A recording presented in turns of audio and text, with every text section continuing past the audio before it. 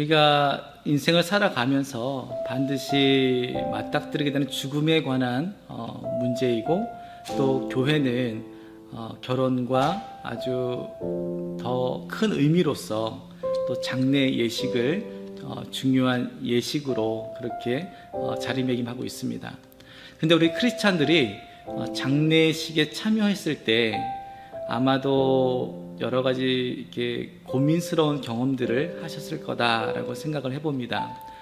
대표적으로 어떻게 인사 말씀을 나누어야 좋을지 그런 부분이 대표적일 텐데요. 보통 흔히 듣게 되는 구절이 삼가 고인의 명복을 빕니다 라고 하는 그런 말일 거예요. 그런데 좀 관심 있게 보신 분들은 이 명복을 빈다 라고 하는 말이 불교적인 그런 사고에서 나온 이야기임을 아시게 되기 때문에 이것을 사용하기 껄끄러워지는 그런 것을 경험하실 거예요.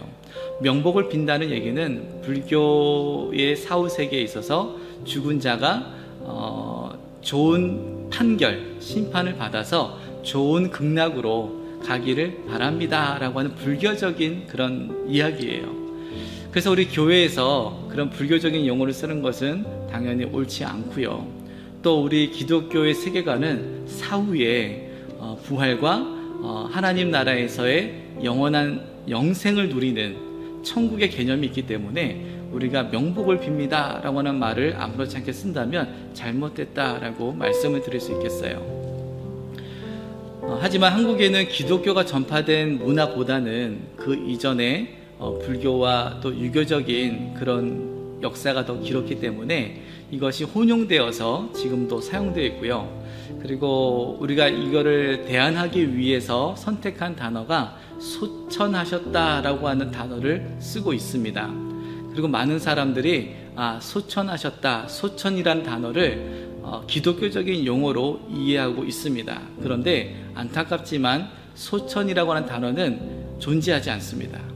소천이라고 하는 단어는 사전에도 포함되어 있지 않아요. 왜 그런가 하면 소천이라고 하는 말은 하늘이 불렀다라고 하는 그런 단어예요.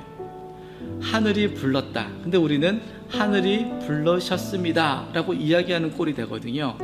사람이 죽어서 우리는 흔히 돌아가셨다, 이제 죽음의 세계로 들어갔다라고 하는 의미에서 이야기한다면 소천 당하셨다 이렇게 말해야 아마 더 당연한 말일 거예요. 우리가 흔히 생각하는 하늘이 하나님이 부르셨다라고 하는 의미라면 소천하셨다가 아니라 소천 당하셨다라고 해야 맞는 표현이 될 거예요. 그런데 이 소천이란 단어가 국어사전에서 배제된 이유는 어순이 잘못되어 있기 때문에 그래요. 우리가 원하는 대로 이야기를 하려면 천소라고 하는 단어로 만들어 써야 된다고 합니다. 그런데 아무도 그렇게 사용하고 있지 않지요. 그래서 이 부분에 대해서 왜 기독교가 소천이라고 하는 단어를 쓸까 여러 가지 이야기들이 있더라고요. 그런데 흔히 좀 생각해 볼 수 있는 것이 일본에서는 사람이 죽었을 때 승천했다라고 하는 단어를 쓰고 있다고 해요. 그리고 그 단어가 쇼텐이라고 하는 그런 단어를 쓴다고 하는 것이죠.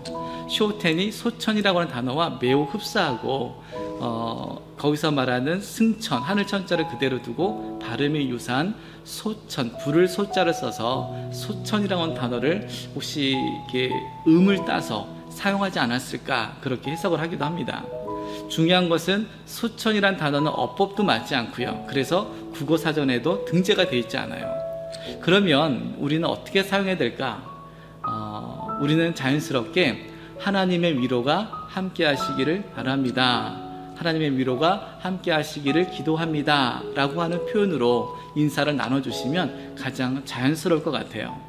물론 굳이 우리가 천소라고 하는 단어를 만들어도 되겠지만 그렇게 부자연스러운 단어를 쓰기보다는 우리가 하나님의 위로가 함께 하시길 바랍니다 라고 인사를 나누면 충분하지 않을까 생각을 해봅니다.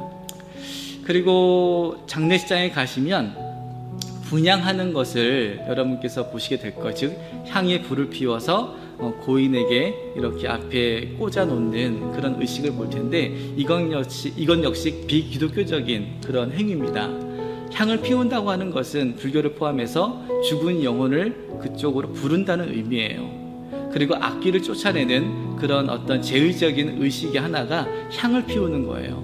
그래서 우리 기독교 입장에서는 그것이 옳지 않기 때문에 향을 즉 분향하는 것은 제외하는 것이 합당하겠고요. 그 대신 우리는 헌화하는 것으로, 국화를 헌화하는 것으로 그렇게 대체하면 되겠습니다. 어떤 분들은 그러면 국화꽃을 앞으로 놓아야 되는지 거꾸로 놓아야 되는지 이것도 고민하시는 분들이 계시더라고요. 저도 그래서 알아봤는데 정답은 없습니다.